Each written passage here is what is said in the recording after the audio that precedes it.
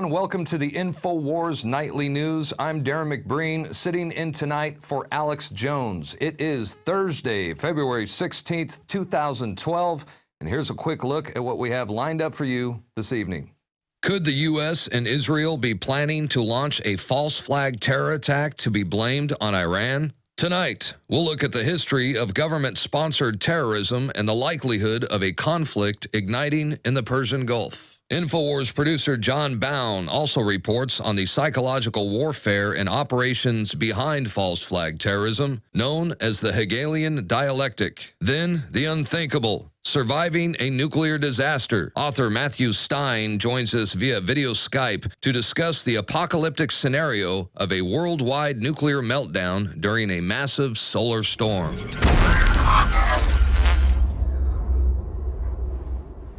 All that and more during the next 30 minutes or so. But first, we have breaking news from Detroit, where the underwear bomber Patsy faces life sentencing today. Umar Farouk Abdul Muttalab, the Nigerian man accused of trying to detonate an explosive device in his underwear aboard a Christmas 2009 flight to Detroit, he pleaded guilty to all counts in court on Wednesday. He had previously pleaded not guilty to the charges, and he actually vowed to plead innocent. He was going to call Detroit area attorney and eyewitness Kurt Haskell as a defense witness. Haskell, of course, witnessed a sharp-dressed man helping Abdul Muttalab get on board the plane, and this mysterious well-dressed man helped the underwear bomber clear security despite the fact he had no passport. Haskell maintains that Abdul Muttalab was carrying a fake bomb and was the unwitting dupe in a case of government entrapment. And Kurt Haskell joins us now live via video Skype from Detroit to bring us the latest developments on this case. Now, Kurt, thank you for joining us. I know you've been a prominent skeptic of the government's official version of events that day. What went on during the sentencing? Well, you know, today was the day for sentencing, and it was a mandatory life sentence. So Judge Edmonds sentenced Umar to four life sentences without chance of parole. So really is a life term. Now, I understand that there were 5 witnesses called to the stand. What did any of the other victims, did they have anything to say? We weren't really called to the stand. What happened was every victim of this crime had a chance to make a statement before sentencing. So only 5 people decided to do that out of 289 passengers, I think. Imagine that. Yeah, imagine that. And Lori and I were 2 of the 5. So besides us, there were only 3 others. And Judge Edmonds put a limit on it that we can only talk 5 minutes each. So I've been making a very, very compacted statement to try and fit it into 5 minutes, that I wrote earlier this week. And I gave my statement today, basically ripping on the government as I've been doing for 2 years now. And that statement is posted on our website, Infowars.com. And also remember that you posted in your blog back in 2011 that you decided not to file a lawsuit. Can you tell us why? Yeah, that was a really, really, really hard decision. I went back and forth on it. I'm going to file and I'm not going to file. I'm going to file, I'm not going to. And every time I'd work on the case, I would figure out that it was much, much, much more time consuming than I thought it would be. I thought it'd be fairly simple. And every time I'd look into it, there'd be this law and that law and this law. I mean, we're talking about international law, aviation law, things I know nothing about. And I was spending a ton of time on it. And that was one of the reasons. But also, when the NDAA was passed a month or so ago, yes, I was really not happy with the reaction by the American public. I thought, to me, the NDAA is maybe the worst law ever. Well, up there with the Patriot Act, anyway. Agreed. I thought there should have been picketing in the streets. People going crazy in Washington over this, and there was basically nothing. And that got me thinking, well, does anybody really care if I file a civil suit against the government in the underwear bomber case? And my thinking was no, except for the people that are already caring about what I do. And so that was reason number 2. And reason number 3 was that President Obama appointed a bipartisan commission to study the economy, and they came out with a report about 2 months ago or 3 months ago, and every single person that was in the committee indicated that the U.S. government would collapse, and the U.S. would collapse economically no later than fall 2013. Mm-hmm. And obviously, if I had filed a lawsuit against the government, it would most likely take longer than that, number one. Number two, it got me thinking that maybe instead of spending so much time on the lawsuit, I need to spend time preparing to move to Costa Rica, as I've had planned for several years, and save as much money as I can to do that. So it's a combination of all those things. Well, sure, and fortunately, at least by going up there and giving your statement, I mean, you are getting some national attention. The Detroit Press has quoted you. They also say that you still believe, and this is in the Detroit Press today, that Kurt Haskell said he still believes a federal agent gave Abdul Muttalib a defective bomb to carry out on the plane to create an incident that would cause the government to install full body scanners at airports nationwide. So by you coming out and reading statements like that, you know, at least we're getting some national attention about the body scanners. But in closing, I wanted to ask you if there's anything you'd like to share with us about the court case, about the jury, the whitewash, or even the event itself. Yeah, a couple things. One, you know, when I made my statement today,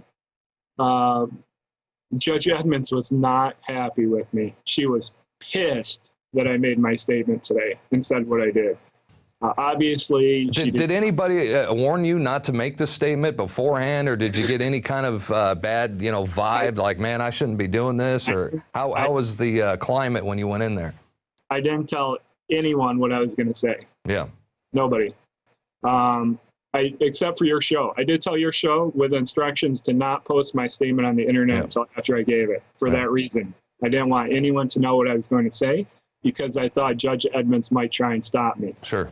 Now, when I gave my statement, I intentionally wanted to get some sympathy in the hopes that Judge Edmonds would not cut me off.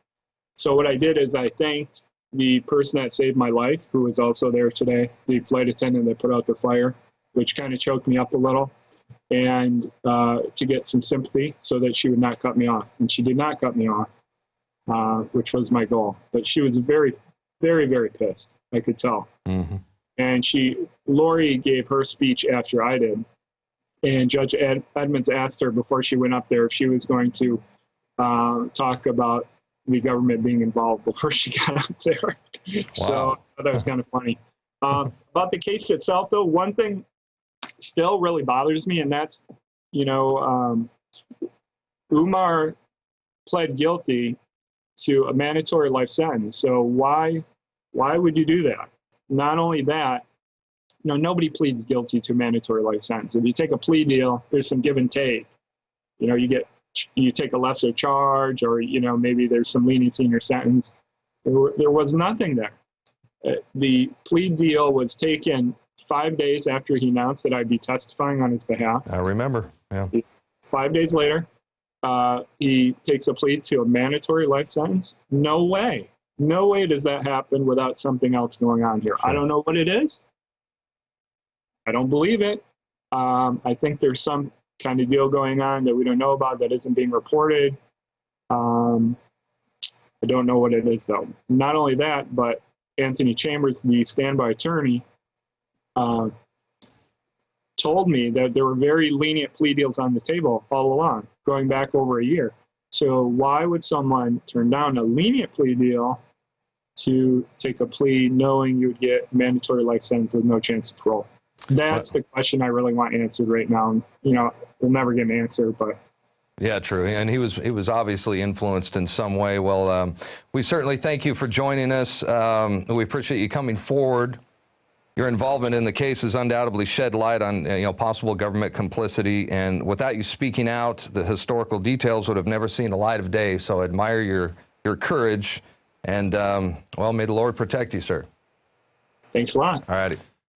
Okay, so once again, the patsy gets life in prison. No big surprise there. Continuing with our top headlines, Big Sis admits that the U.S. does not face a terror threat from Iran or Hezbollah, despite all the hype drummed up by the establishment media about a scary Iranian or Hezbollah attack on soft targets in the United States. The Department of Homeland Security has admitted that there is no specific threat facing the country. DHS boss Janet Dung-Beetle Napolitano was obliged to admit that no such threat exists. She said, however, that there is a threat that bears watching. Meanwhile, CNN and the establishment media have enthusiastically hyped Israel's terror narrative by running reports and stories speculating an attack on Jewish targets inside the United States. The medical establishment is firing patients who refuse big pharma, big government vaccines. This is an article posted in the Wall Street Journal where they mention a study of Connecticut pediatricians published last year says that some 30% or 133 doctors said that they had asked a family to leave their practice for vaccine refusal. Can you imagine? And a recent survey of 909 Midwestern pediatricians found that 21% reported discharging families for the same reason. Well, now two can play at that game. If your doctor or pediatrician wants to inject you and your children with toxic chemicals, then you fire them and find yourself another doctor. I suggest that you can learn more about the dangers of vaccines. Go to vactruth.com, do the research yourself. I'm sure you'll make the right decision. Now, before we start talking about false flag terrorism, I want to take you to a piece that was put together by our very own John Bound. He's a very talented writer and producer here at INFOWARS.com, and he's going to educate us on the Hegelian dialectic. And he's focusing on the psychology behind government-sponsored terrorism. The global banking cartel has used one tried and true process to create wars, rob us of our currency, and eat away at our substance. This process of control over the masses is called the Hegelian dialectic. So what is it, and how is it being used today? German philosopher George Wilhelm Friedrich Hegel devised a dialectic, or method to resolve a disagreement between outcomes. The dialectic is made up of three attributes: thesis, an idea or opinion; antithesis, the opposite idea or opinion; and synthesis, the alchemic process to bring together a wanted change. It is commonly referred to as order out of chaos, and is waged against the masses in many forms. Saul Alinsky, self-avowed Marxist, proponent of the Hegelian dialectic, published this in Rules for Radicals: any revolutionary change must be preceded by a passive, affirmative, non-challenging attitude toward change among the mass of our people. They must feel so frustrated, so defeated, so lost, so futureless in the prevailing system that they're willing to let go of the past and chance the future. George Bush became the hero of 9/11 simply due to the fact that he was the president, and then rammed through legislation that threatened our liberties as we all complacently stood by and allowed it to happen. A manufactured crisis occurs, thesis.